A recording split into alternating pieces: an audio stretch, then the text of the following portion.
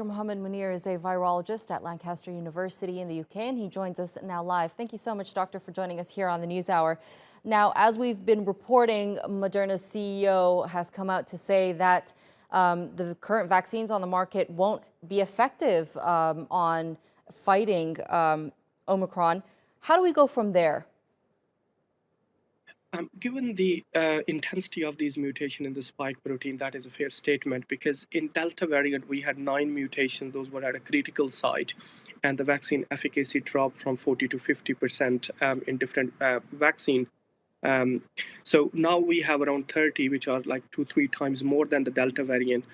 Fair chances are that this virus would not be neutralized by the antibodies raised by any of these vaccines, because all of these vaccines like Pfizer, Moderna, AstraZeneca, and Johnson & Johnson, all they use the same spike gene from the contemporary Wuhan version of the SARS-2. So there is a fair possibility that it wouldn't work. However, I would like to emphasize at this moment we don't have a conclusive information. We are working very hard.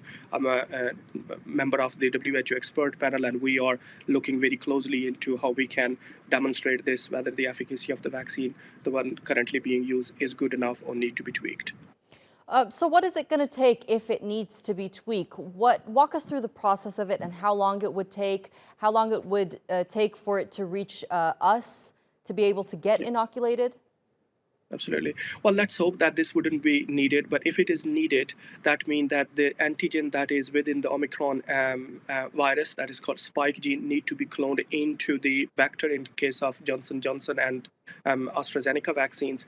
But the chemically need to be synthesized for Pfizer and Moderna. Once those are synthesized, those will be formulated into a new formulation of the vaccine, and that will go into initial testing. That whole process can take around 1 to 2 months, and then another 2 months for the testing and validation.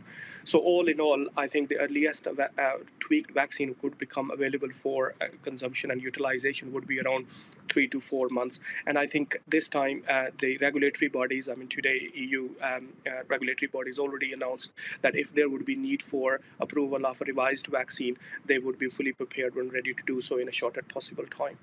How optimistic are you in regards to fighting this virus and overcoming it, given that we're still seeing infections rise, especially across Europe, and that developing countries still don't have access to the vials they need to overcome the virus?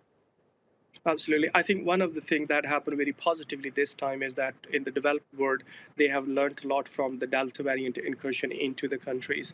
For instance, when Delta sneaked into Europe, under the radar really, and then since then it really took the whole continent on knees, and the number of cases expanded quite lavishly. Learning from this experience, now there is travel restriction, and there are other measures that are being put in place. For example, in the UK today, mask and the face covering are mandatory, and testing and tracing is really up onto the scale.